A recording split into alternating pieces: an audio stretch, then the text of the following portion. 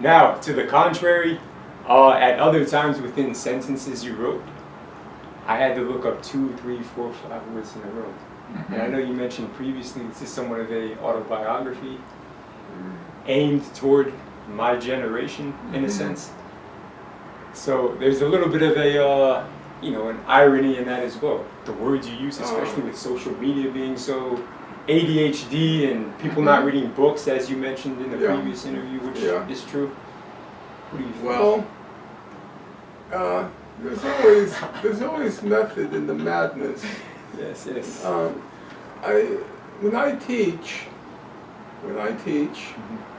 I use what they used to call big words, and immediately as I use the big word, I explain its meaning. I'll use the word, and I'll say which means. Because I feel one of the jobs of an educator, if you're serious about your profession, is you want the students to grow. You want them to enhance their vocabulary, and you can serve a function. I remember I had a student, his name was Richard Wright. He later became a lawyer. And he said to me that the way I used words in the class, it inspired him to want to become like me. And yes, I think that's a useful function, to inspire young people. Why did people admire Malcolm X? Why did they admire him? Well, one of the reasons they admired him was his fastidiousness of expression, precision of expression. He never used a curse word. He said a curse word is a poor excuse for bad thinking or weak thinking. So one of the reasons they admired him was his eloquence. And he took great pride in that. So that's one aspect of it that I think you should want to raise the standard and encourage the students to want to raise their own standard. The second thing is the book is in part a accusation against this whole tweet culture. You probably noticed that many of my paragraphs go on for 3 or 4 pages. Yeah, nowadays if you read a newspaper, a paragraph is only 1 sentence. Well, that's not a paragraph, that's a sentence. And I decided to restore the 19th century use of the paragraph. It was my way of saying that I don't like, not because I'm a conservative, but because I think there's a real problem in the culture which confuses a tweet with an argument. A tweet is not an argument. A tweet is at best a statement. At best, a statement. An argument is a very complex thing to cobble together. You have to work through the logic of an argument. You have to look for the holes in the argument and answer them. You have to, in writing an argument, in making an argument, you have to always have the reader in mind. Namely, I know what I want to say, but have I made it clear enough that the reader knows what I want to say?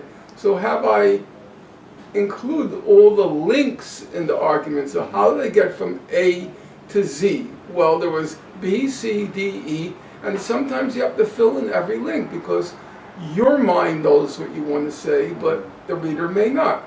And also, as you fill in the links, you realize, hey, there's a problem with this argument because B does not go to C and C does not go to D. So I think a lot of your culture, I have a correspondent, I won't name him.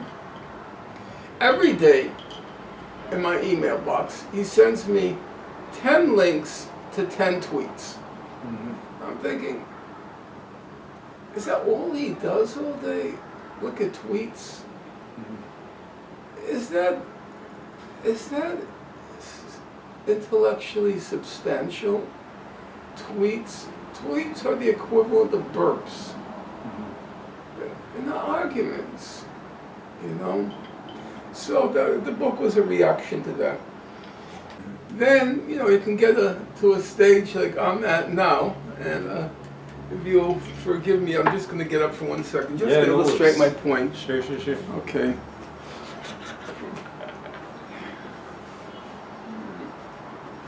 So, let's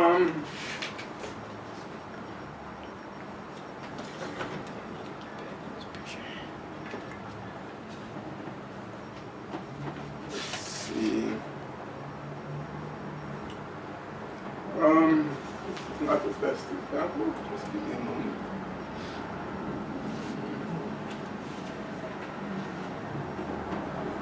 So, recently I started to read Charles Dickens, which I read as a child, but not in decades. And I didn't read Dickens. Dickens is a master storyteller. When you read Dickens, you just really want to know, okay, how is this going to connect with this? How is this going to end?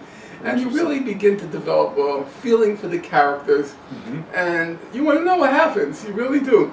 Don't ask me how he does it, but well, he did have, I think he had 8 children, so he must have known how to keep a story going for the kids.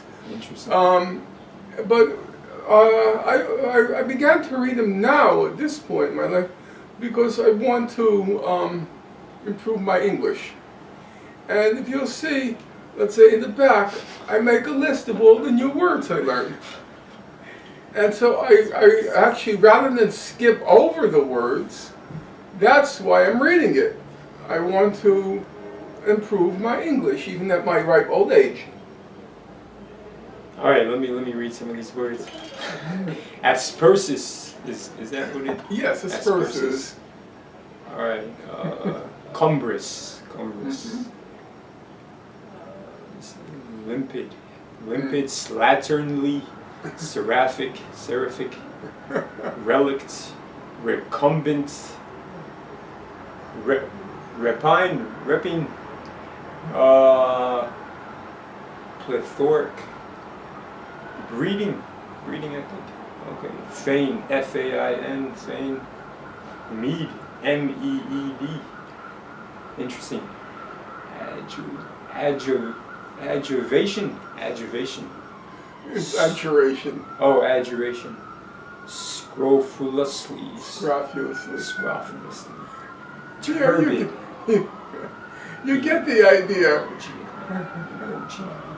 Interesting. So, a lot of these are antiquated words, though, right? No, absolutely not. No, okay.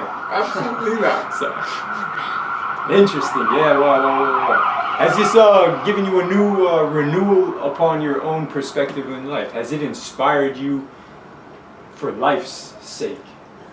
What inspired you? The stories, his writing. It deeply saddens me that I, for better or for worse, I invested most of my adult life in the Israel-Palestine conflict, and that meant I spent all of my time reading dry, wooden documents which do nothing to improve your feel for the language. But that was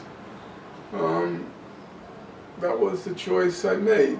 I wish I had forced myself every night to say, Norm, okay, you did your good deed for the cause. Now sit down and read a quality novel. Do you know who did that? I'm not sure if you remember in the book I mentioned it. W.E.B. Du Bois. Gotcha. Du Bois was at his desk doing his work for the cause, but every night before going to sleep, he spent an hour or so reading quality literature, which made him a great stylist. Interesting. Cool. That's a piece of advice for everyone out there. It is yes. Well, as I said, part of the reason I wrote the book was I wanted to pass on what I learned. Yeah. And it was for me, it was telling about Du Bois. Du Bois was a very hard worker. He put in every day 9.5 hours to 10 hours of labor at his desk. And he always went to sleep punctually at 10 p.m. if he's attending a meeting or a public gathering, he got up at the appointed hour and walked out because he had to be in bed at 10.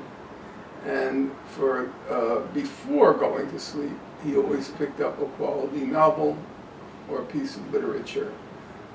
I wish I had done that. Was there a minimal amount of pages he used to, commit himself to reading? 5 pages, That I don't 10 know. pages? Or? That didn't come up. But you have to recognize that using standards like that are kind of irrelevant. If you read Kant, you'll be very glad if you can get through 5 pages in a week. And if you read Robin DiAngelo or Ibram X. Kendi, you can read their entire works probably in the time that it takes you to eat a snack.